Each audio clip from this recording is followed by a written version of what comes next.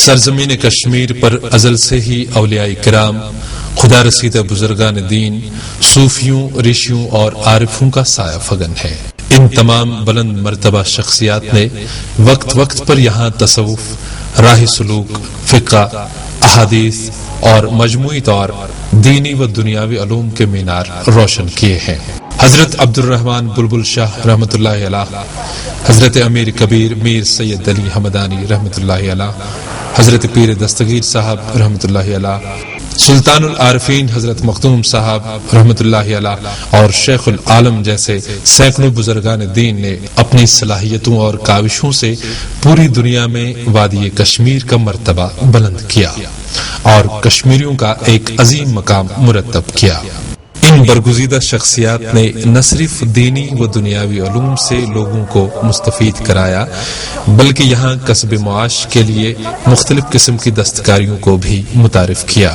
ان بزرگوں کی فہم فراست، زود بینی اور بالغ نظری نے اس کرۂ ارض پر چار سو انسان دوستی، امن و امان، بھائی چارہ، خوشحالی اور کامیابی کا بیج بویا۔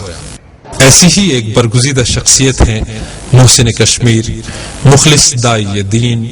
شاہ ہمدان امیر کبیر میر سید علی حمدانی رحمۃ اللہ علیہ۔ شاہ ہمدان ایران سے آ کر وادی کشمیر میں اس دور میں وارد ہوئے جب یہاں کے لوگ شجر و حجر کو پوجتے تھے۔ اپنی معظم اور منفرد علمی و دینی بیداری سے حضرت شاہ ہمدان نے کشمیر میں فیضان علوم کا انقلاب برپا کیا۔ سید السادات سالار عجم، دستیو معمار تقدیر امم۔ حضرت امیر کبیر نے اپنے آفاقی نظریے کے ساتھ کشمیر میں علم و دانش کو عام کیا اور ہزاروں کی تعداد میں لوگ ان کے سائے میں آ گئے۔ حضرت شاہ ہمدان رحمۃ اللہ علیہ نے اوراد فتح کی صورت میں توحید و رسالت کا وہ لافانی نسخہ عطا کیا جو تابد یہاں کی خانقاہوں اور مساجد میں ہر صبح کو معطر و منور کرتا رہے گا۔ حضرت امیر کبیر کی ہمہ جہت شخصیت کو ابھارنا کوئی معمولی بات نہیں، ان کی حیات کے محض ایک پہلو کو بیان کرنے کے لیے برسوں درکار ہے۔ کشمیر میں اکثر بیشتر اولیاء کرام کی شخصیات پر مختلف سیمینار اور کانفرنسیں منعقد ہوتی ہیں اور ایسی شخصیات کے مختلف گوشوں کو بھی اجاگر کیا جاتا ہے۔ اسی سلسلے کی ایک کڑی کے طور بزم حمدانیہ جموں کشمیر کے اہتمام سے کل خانیار سری نگر میں ایک روزہ شاہ ہمدان کانفرنس بعنوان شاہ ہمدان کا سفر، حصول تعلیم و تعلیمی نظریہ کا انعقاد کیا گیا، جس میں وادی کے سرکردہ علماء، دانشوروں، مفکروں اور ادیبوں نے شرکت کی، جن میں مفتی اعظم جموں کشمیر مولانا مفتی بشیر الدین، مولانا خورشید احمد، محمد اشرف ککرو، ڈاکٹر دل محمد مخدومی، مولانا سید شمس، ڈاکٹر بشیر احمد نحوی، خواجہ فاروق رضوی، مولانا مولانا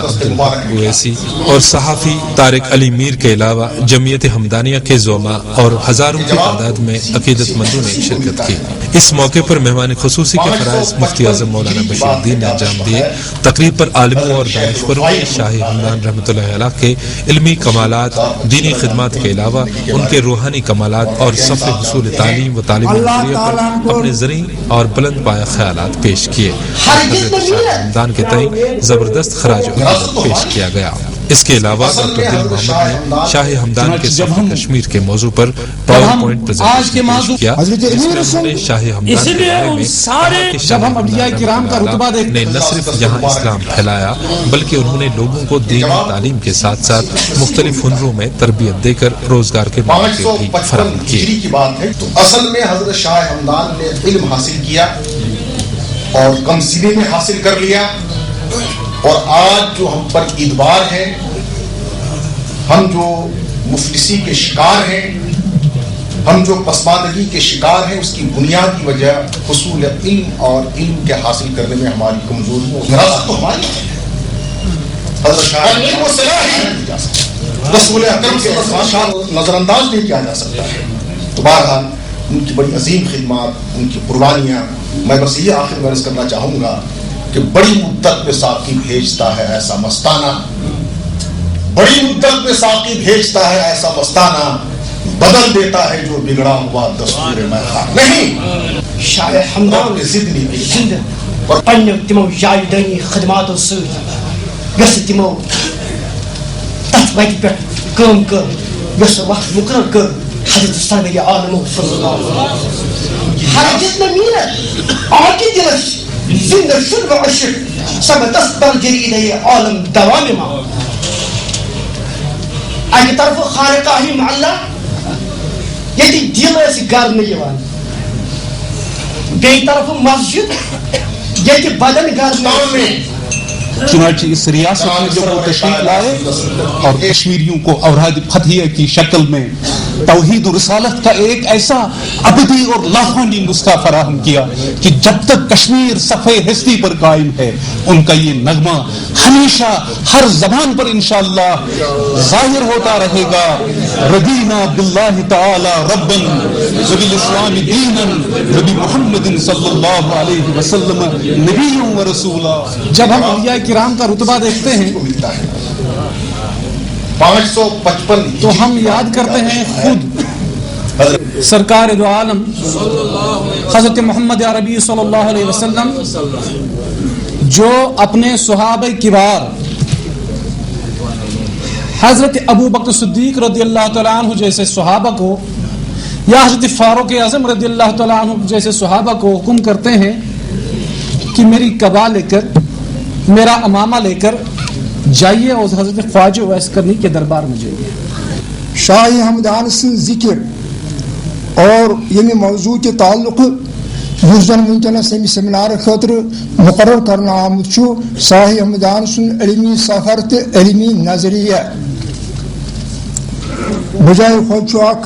علمی موضوعی اک کت ون بتوہی حضرت امی اگر اولیائی کرامن ہن ذکر جس چھو ات من چھن تمن کا فائدہ. ات من چھو برابر اک نعت خان ونان احلو لسانی بامتداحی محمدا وما کل مسلم فی الزمان یصابو. بچو زبان کران میٹ بچوس پنس دلس بخشان سکون. تو یہ چیزیں جب مقرر کیا، جب ہمارے جیسے اس شخصیت نے بلند پایا شخصیت نے اپنی جگہ چن لی، فلسطین گئے، شام گئے، سیریا گئے، چائنا گئے، لنکا گئے، سردیپ گئے، زیتون کے شہروں میں گئے، سمندروں سے گئے، خشکی راستے سے گئے، 20 سال ساری دنیا کو چھان مارا، ہر جگہ گئے، بلندیوں پہ پہاڑ کی بلندیوں پہ گئے، لیکن چن لیا وادی کشمیر. اس لیے چن لیا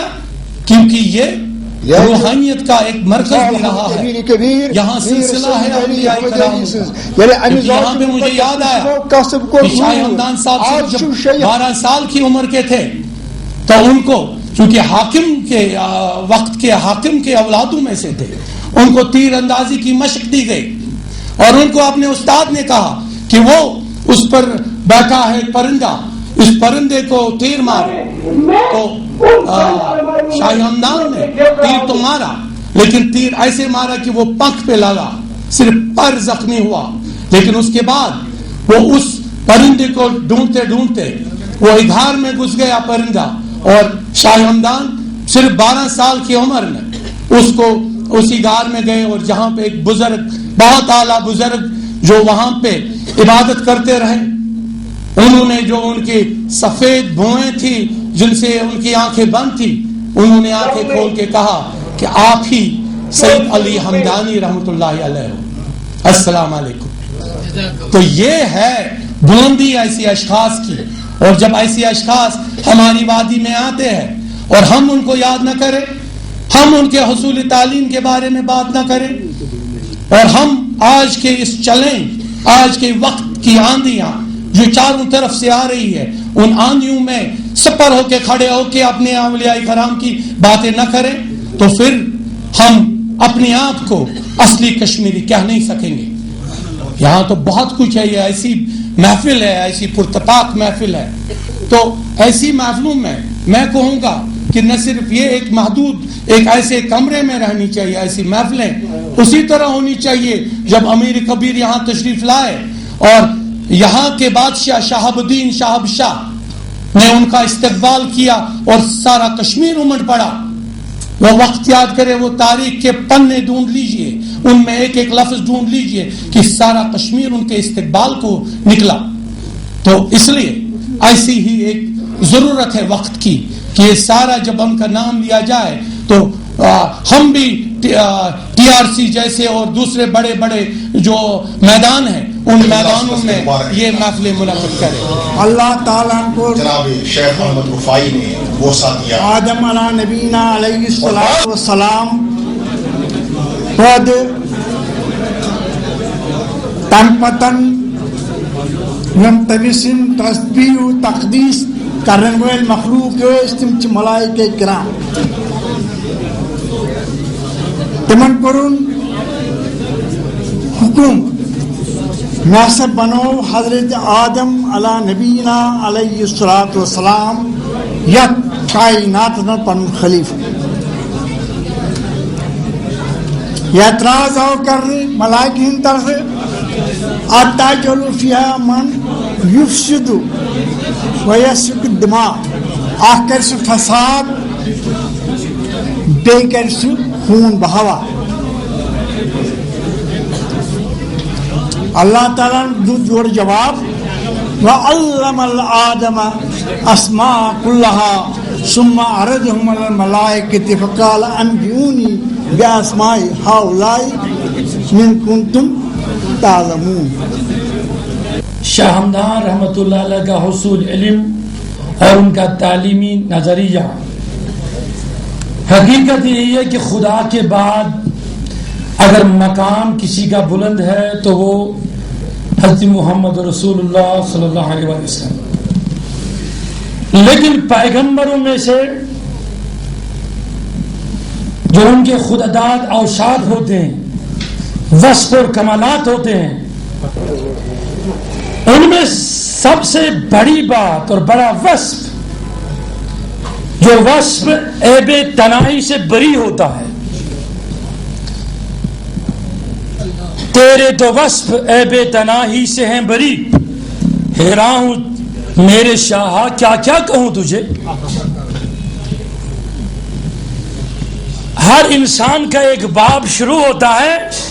اور آخر پر ایک باب اس کا انتہائی اختتامی باب ہوتا ہے. لیکن پیغمبرانہ صلاحیت ایسی ہی ہوتی ہے کہ جن کا وصف شروع ہوتا ہے اور کمالات کا انتہا انسانی نظر سے اختتام نہیں ہو سکتا ہے. حضرت امیر کبیر میر سید علی حمدانی حصول سفر تعلیم یوتان امیک تعلق چھو حضرت امیر کو گورنی پنس گرس اندر حضرت سید شہاب الدین حمدانی سنس آت قاشان اقدس مزن قرآن مجید حفظ کیا قرآن شریف اس ام مخن حفظ یوان کرناون عالم اسلام اندر کہ یوت اگر یہ عالم بنی یم کہ آیت امس ضرورت پی بت تم ساتن گھنی امس پیون محتاج گھن کس حافظس کنت کہ یتن کیا کس یہ آیت کتن یا یہ موضوع کت سورہ شریف من